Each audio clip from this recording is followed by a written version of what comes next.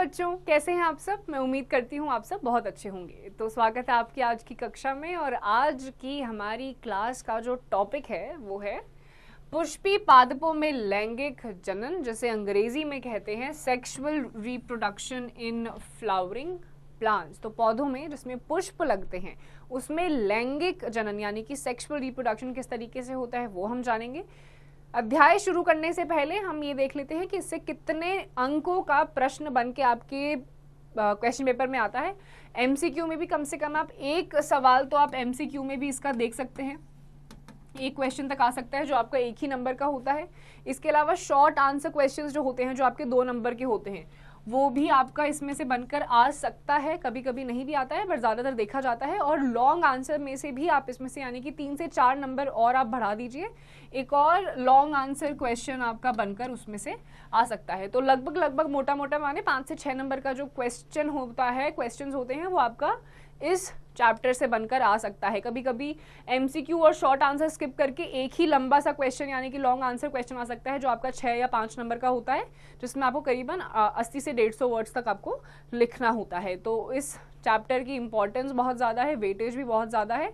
Viva, practical, हर जगह पे इस चैप्टर से क्वेश्चंस पूछे जाते हैं। तो ध्यान से आपको पूरा का पूरा चैप्टर अच्छी तरीके से समझना है। तो अब शुरू करते हैं। अध्याय दूसरा, पुष्पी पादपों में लैंगिक प्रजनन, sexual reproduction in flowering plants. पुष्प आवृत बीजियों का एक आकर्षक अंग फ्लावरिंग प्लांट्स का अट्रैक्टिव पार्ट होता है फ्लावर। निषेचन पूर्व संरचनाएं एवं घटनाएं, फर्टिलाइजेशन से पहले कौन सी घटनाएं संरचनाएं बनती हैं। दोहरा निषेचन, द्विनिषेचन, डबल फर्टिलाइजेशन, निषेचन पश्च संरचनाएं एवं घटनाएं यानी कि निषेचन फर्टिलाइजेशन के बाद कौन सी घटनाएं होती हैं। असंजनन एवं बहुभ्रूणता, उसके बाद आपका जब फर्टिलाइजेशन के बाद आपकी कौन सी एक्टिविटीज होती हैं उसके बारे में आप इस चैप्टर में पढ़ने वाले हैं। ये सारे हमारे की पॉइंट्स यानी कि की टॉपिक्स होने वाले हैं। तो आइए शुरू करते हैं। क्या हम भाग्यशाली नहीं है कि पादप लैंगिक प्रजनक हैं। असंख्य प्रकार के पुष्प जिन्हें हम आनंद से टकटकी लगाकर देखते हैं, सुगंधते हैं तथा जिनकी महक से हम महदोश हो जाते हैं और उनके भरपूर रंग आदि, यह सभी बातें उनके लैंगिक प्रजनन में सहायक होती हैं।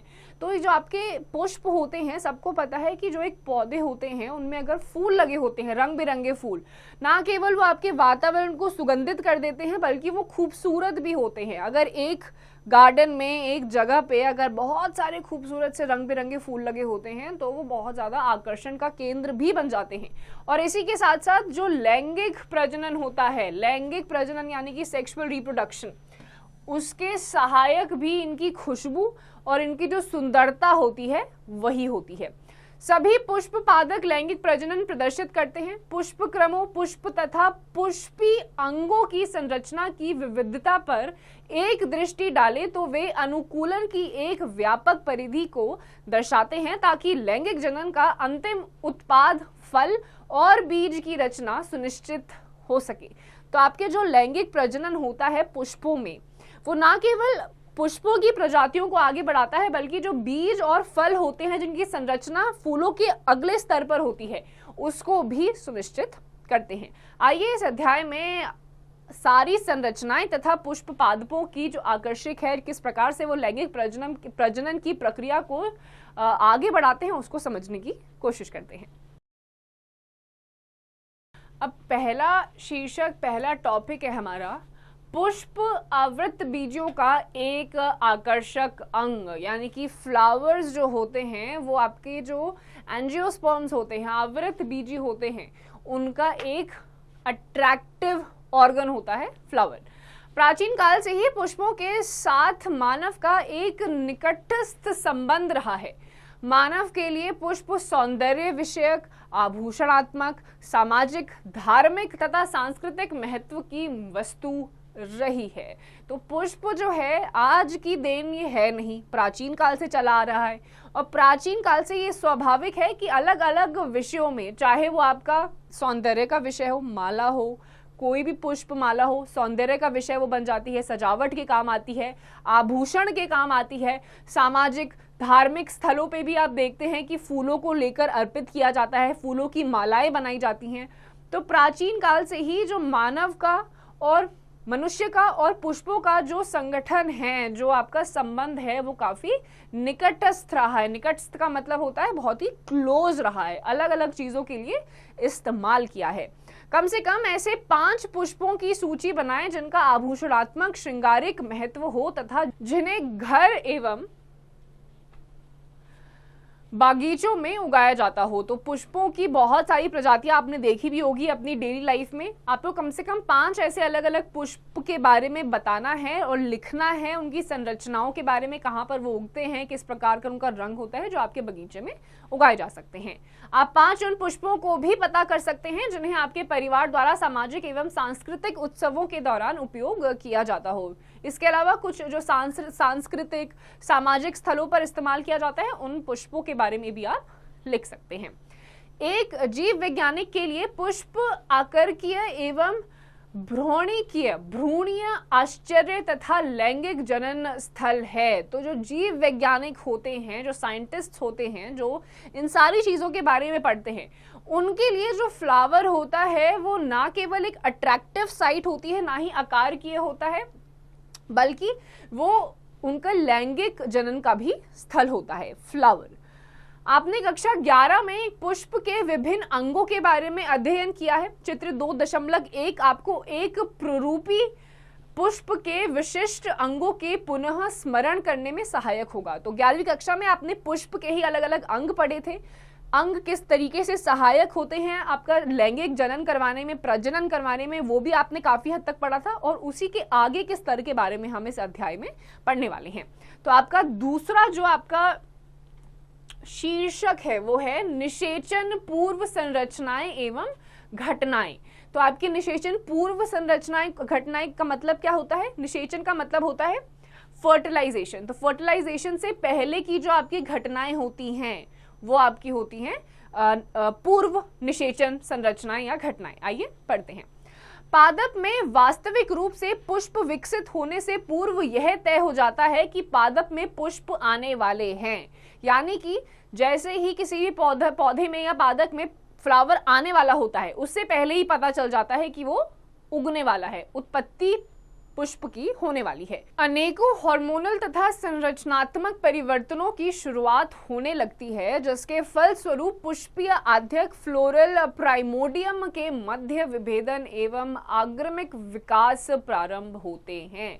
तो बहुत सारे हार्मोनल चेंजेस होते हैं, संरचनात्मक परिवर्तन होते हैं, यानी कि जो आप किस प्रकार के आपके फूल निकलेंगे, हार्मोनल चेंजेस तो होते ही हैं, किस तरीके की संरचना होगी, क्या स्ट्रक्चर होगा, उसमें भी बहुत सारे अलग अलग चेंजेस आते हैं। और ये स्टार्ट होने लग जाता है निषेचन पूर्व संरचनाओं में। पुष्प क्रम की रचना होती है जो पुष्पी कलिकाएं और बाद में पुष्प की धारण करती है। तो क्या होता है, आपके पुष्प क्रम की रचना होती है, उसी में से पुष्पी कलिकाएं, बड्स निकलने स्टार्ट हो जाते हैं, बड्स में से फिर बाद में आपका क्या होता है, पुष्प धारण होना शुरू हो जाते हैं।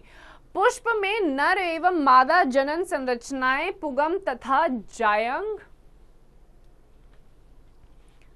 विभाजक एवं विकसित रहती है। तो आपके जो पुष्प जिस प्रकार से बड़े होते हैं, उगते हैं, विकसित होते हैं, उसमें नर और मादा दोनों ही विभेदित एवं विकसित रहती है। आप याद करें कि पुंबरगों से भरपूर पुंकेश्वरों का गोला एक चक्कर नर जनन अंग का तथा जायन स्त्री मादा जनन अंग का प्रतिनिधित्व करता है। तो इसमें आपके जो नर और मादा दोनों के ही जो अंग होते हैं या दोनों का ही जो हिस्सेदारी होती है वो लगभग बराबरी की रहती है और दोनों ही एक दूसरे के अंगों का या फिर प्रजनन का प्रतिनिधित्व करते हैं। इसी से बढ़ते हैं अपने अगले टॉपिक की तरफ, जिसका नाम है पुंकेश्वर, लघु बीजाणुधानी तथा परागकण। उससे पहले ये जो आपका चित्र है, ये चित्र आपको अलग अलग जो आपके पुष्प होते हैं, पुष्प के जो अंग होते हैं, उसके बारे में आपको ये बता रहा है। परागकण,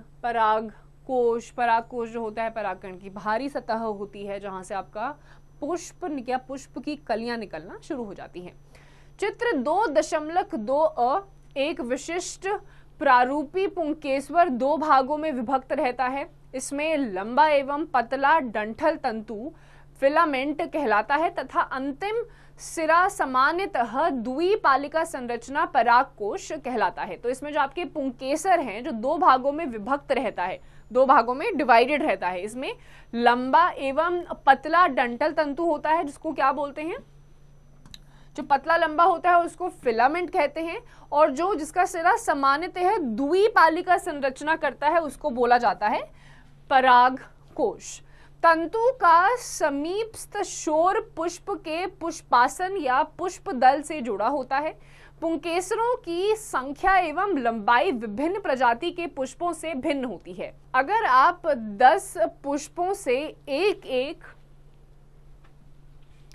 पुंकेसर एकत्र करें और उन्हें एक स्टाइल्ड पर रखें तो आप देखेंगे कि इनके आकार में बहुत भिन्नता है जो प्रकृति में विद्यमान है। तो अगर यहाँ पे क्या देखा गया है, जो आपके जितने भी पुष्प होते हैं उसमें बहुत सारी विभिन्नताएं होती हैं।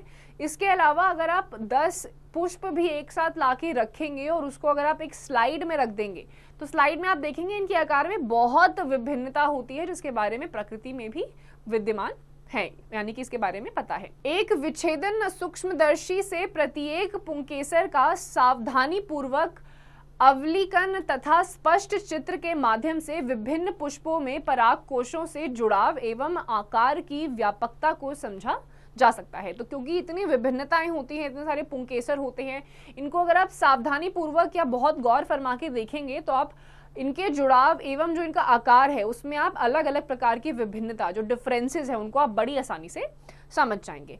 एक प्रारूपिक आवृत बीज परागकोश द्विपलित होते हैं तथा प्रत्येक पाली में 2 कोष्ठ होते हैं, अर्थात वे द्विकोष्ठी होते हैं। चित्र 2.2 ब। तो यहाँ पर आपका जो आपके प्रारूपिक आवर्त बीज परागकोश होते हैं वो किस प्रकार के होते हैं, वो आपके द्विपालित होते हैं। इसके अलावा जो आपके प्रत्येक पाली में 2 कष्ट होते हैं, यानी कि जो आपके द्विकोष्ठी होते हैं वो प्राय एक अनुलंब कांच प्रराव का अलग करते हुए लंबवत गुजरता है, अलग से होके वो एक लंबा लेंदन होते हुए निकलता है। आइए परागकोश चित्र 2.3 ब के एक अनुप्रस्थ काट में विभिन्न प्रकार के ऊतकों तथा उनके संयोजन को समझें। तो किस प्रकार से जो आपके परागकोश होते हैं उसमें जो अनुप्रस्थ काट होते हैं उसमें विभिन्न प्रकार की जितनी भी अलग अलग उपस्थिति होती है उसके बारे में अब हम समझेंगे। एक परागकोश की द्विपालित प्रकृति परागकोश के अनुप्रस्थ काट में बहुत ही पृथक या सुव्युक्त होती है। परागकोश एक 4 दिशीय षटकोणीय संरचना होती है जिसमें 4 कोनों पर लघु बीजाणुधानी समाहित होते हैं, जो प्रत्येक पाली में 2 होती है। जो आपका परागकोश होता है वो एक 4 दिशीय आकार का होता है, चतुष्टकोणीय संरचना होती है, और उसमें भी जिसमें आपके 4 कोनों पर लघु बीजाणुधानी समाहित एक साथ होते हैं। चारों कोनों पे प्रत्येक पाली में 2 होते हैं। यह लघु बीजाणुधानी आगे विकसित होकर परागगुप्ती पोलन सेक्स बन जाती हैं। यह अनुलंबवत एक परागकोश की लंबाई तक विस्तृत होते हैं और पराग कणों के ठसाठ भरे होते हैं। तो ये जितने भी आपकी परागकोश की लंबाई होती है ये बहुत वाइड होती है, बहुत ज्यादा बड़ी इसकी लंबाई होती है। और जो आपके पोलन सेक्स होते हैं यानी कि पराग पुट्टी होती है, ये जो पराग पुट्टी यानी कि पोलन सेक्स होते हैं ये बुरी तरीके से आपके अच्छे अमाउंट में आपके पराग कणों में भरे हुए होते हैं। लघु बीजाणुधानी की संरचना, ये जो लघु बीजाणुधानी होता है इसकी संरचना कैसी होती है, किस प्रकार की होती है। एक अनुप्रस्थ काट में एक प्ररूपी लघु बीजाणुधानी बाह्य रूपरेखा में लगभग गोलाई में प्रकट होती है। किस प्रकार की होती है, लगभग, पूरी तरीके से गोलाई में नहीं होती है, लगभग गोलाई में प्रकट होती है। ये सामान्यतः 4 विभित्तियों से आवृत होती है। चित्र 2.3 ब। एपिडर्मिस, बाह्य त्वचा, एंडोथीसियम, मध्य परत तथा टेपिटम बाहर की ओर की 3 परतें संरक्षण प्रक्रिया का कार्य करती हैं तथा परागकोश के स्फुटन के में मदद कर परागकण अवमुक्त करती है। तो ये जो आपकी अलग अलग परतें हैं, एपिडर्मिस जो आपकी बाह्य त्वचा होती है, बाहर की त्वचा होती है, उसको बोलते हैं एपिडर्मिस। फिर आपका एंडोथीसियम आता है जो आपकी अंदर की हो गई। फिर आपका मध्य परत आता है, ये आपका मिलकर क्या करती है, ये आपकी परागकण अवमुक्त करती हैं और उसमें क्या करती हैं, मदद करती हैं। इसकी सबसे आंतरिक परत टेपिटम होती है, यानी ये जो टेपिटम है वो लघु बीजाणुधानी की सबसे अंदरूनी परत होती है। क्या नाम होता है, टेपिटम। यह विकासशील परागकणों को पोषण देती है। तो ये जो टेपिटम है, जो अंदरूनी परत है, सबसे ज्यादा अंदरूनी परत है, क्या करती है, ये विकासशील परागकणों को क्या देती है, पोषण देती है। ये आपके एग्जाम्पल्स हैं, ये टेपिटम का पूरा आपको एक माइक्रोस्कोपिक व्यू दिया गया है। ये रहा आपका टेपिटम, आपको पूरा ये जूम करके दिखाया गया है, जो आपको क्या करती है, विकासशील जो आपकी संरचनाएं होती हैं उनको पोषण देने में ये मदद करती हैं। ये उसी का एक आवश्यक पराग कोश का आपका पार्ट दिया गया है। ये आपका परागकण है जो आपको बताया गया, ये छोटे छोटे जो आपको दिख रहे हैं ये परागकण हैं। क्या आप ये सोच सकते हैं कि किस प्रकार से एक टेपिटल कोशिका द्विकेंद्रकीय बन सकती है, किस प्रकार से ये हो सकता है, आइए आगे देखते हैं। जब एक परागकोश अपरिवक्त होता है तब घने सुंसभिद्ध संजातीय कोशिकाओं का समूह जिसे बीजाणुजन उत्तक कहते हैं, लघु बीजाणुधानी के केंद्र में स्थित होता है। तो जब जैसे ही आपका जो एक परागकोश अपरिवक्त होता है या अपरिपक्व होता है, उसी समय जो आपके घने आपकी कोशिकाएं होती हैं वो एक साथ मिलती हैं, उन्हें बोलते क्या है, उन्हें बोला जाता है बीजाणुजन उत्तक। ये क्या करती है, लघु बीजाणुधानी के केंद्र में स्थित रहती हैं। लघु बीजाणु जनन, जैसे जैसे परागकोश विकसित होता है, बीजाणुजन उत्तकों की कोशिकाएं अर्धसूत्री विभाजन द्वारा सूक्ष्म बीजाणु चतुष्टय बनाती हैं। चतुष्टय की कोशिकाओं को सूत्रघनता क्या होगा, तो अगर आप ये जो आपकी लघु बीजाणु जनन है उसमें क्या होता है, जो आपका परागकोश जैसे जैसे विकसित होता जाता है वैसे ही जो बीजाणुजन उत्तकी होती है उनकी कोशिकाएं अर्धसूत्री विभाजन द्वारा, यानी कि फिजन हो जाता है, डिवाइड हो जाते हैं और उसके द्वारा फिर आपके जो सूक्ष्म बीजाणु होते हैं वो आपकी बनना शुरू हो जाती हैं। जैसा कि बीजाणु जनन उत्तक की प्रत्येक कोशिका एक लघु बीजाणु चतुष्टय की वृद्धि करने में सक्षम होती है। प्रत्येक कोशिका एक सक्षम पराग मात्र कोशिका होती है। एक पराग मात्र कोशिका से अर्धसूत्री विभाजन द्वारा लघु बीजाणु के निर्माण की प्रक्रिया को लघु बीजाणुधानी कहते हैं। तो जैसे जैसे आपका क्या होता है, बीजाणु जनन उत्तक प्रत्येक कोशिका एक लघु बीजाणु चतुष्टय की वृद्धि करने में सक्षम होता है, यानी कि ग्रोथ कराने में जब सक्सेसफुल हो जाता है तो हर एक जो सेल होता है, प्रत्येक कोशिका जो होती है वो एक सक्षम पराग मात्र कोशिका होती है। और इसको आप कलेक्टिवली क्या कहते हैं, जो आपके लघु बीजाणु के द्वारा होती है, जो निर्माण होता है, इस पूरी की पूरी प्रक्रिया को कहा जाता है लघु बीजाणुधानी। ये पूरी प्रक्रिया का नाम है। जैसा कि लघु बीजाणु रचना के समय 4 कोशिकाओं के समूह में व्यवस्थित होते हैं, उन्हें लघु बीजाणु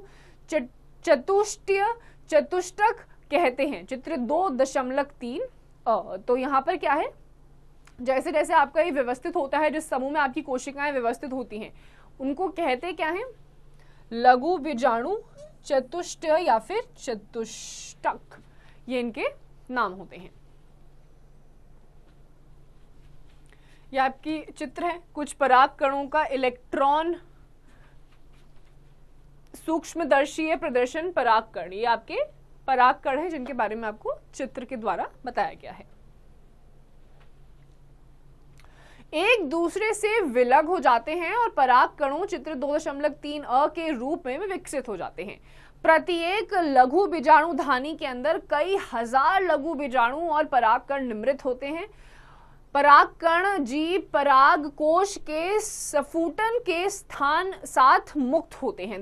2.3 स। तो जैसे जैसे आपके जो पराग कण होते हैं, जैसे आपको इस पिक्चर में आपको दिखाया गया है या पीछे की पिक्चर में भी आपको दिखाया गया था, तो ये जो आपके परागकण होते हैं जैसे जैसे विकसित होते जाते हैं, जो प्रत्येक आपका लघु बीजाणुधानी होता है उसके अंदर बहुत सारे कई हजार लघु बीजाणु होते हैं और परागकण निम्रित होते रहते हैं। और ये जो परागकण होते हैं इनके अंदर पराग कोश के जो स्फुटन होते हैं इसके साथ ही ये मुक्त हो जाते हैं, फ्री हो जाते हैं। पराग कण नर युग्मक भव का प्रतिनिधित्व करता है। यदि आप हिबिस्कस या किसी अन्य पुष्प के खिले पराग कोश को छूते हैं तो आप अपनी उंगलियों में पीले रंग की पाउडर जैसे पराग कणों को पाते हैं। तो हिबिस्कस जैसे फ्लावर को अगर आप छुएंगे तो छूने के बाद आपको अपने हाथ पे एक पीले रंग का पाउडर जैसा फील होता है। एक कांच की स्लाइड पर एक बूंद पानी डालकर उस पर यह परागकण छिड़के और एक सूक्ष्मदर्शी में देखें। सूक्ष्मदर्शी क्या होता है? माइक्रोस्कोप होता है। जैसे ही आपको ये पाउडर, पीला पाउडर आपको फील होने लग जाएगा, इसमें एक पानी की बूंद डाल के उसको स्लाइड में रखेंगे और सूक्ष्मदर्शी यानी कि माइक्रोस्कोप में अगर आप देखने की कोशिश करेंगे तो आपको अन्य प्रकार की तस्वीरें आपको दिखाई देंगी। आप निश्चित रूप से आश्चर्यचकित हो जाएंगे कि विभिन्न प्रकार की प्रजातियों के परागकण विन्यास, आकार, रूप, रंग एवं बनावट में भिन्न दिखते हैं। तो जैसे ये स्लाइड में आप एक सूक्ष्मदर्शी माइक्रोस्कोप में देखेंगे तो आप उसका कलर किस प्रकार का वो दिख रहा है, आकार कैसा है, आप वो देखकर बिल्कुल चौंक जाएंगे, क्योंकि हर चीज का आकार जब आप उस सूक्ष्मदर्शी माइक्रोस्कोप में देखेंगे तो आपको अलग दिखाई देगा, विभिन्न दिखाई देगा। तो बच्चों, मैं उम्मीद करती हूँ आपको आज का जितना भी हमने पढ़ा है वो आपको समझ में आ गया होगा। इसी का जो दूसरा भाग है वो हम दूसरी क्लास में करेंगे।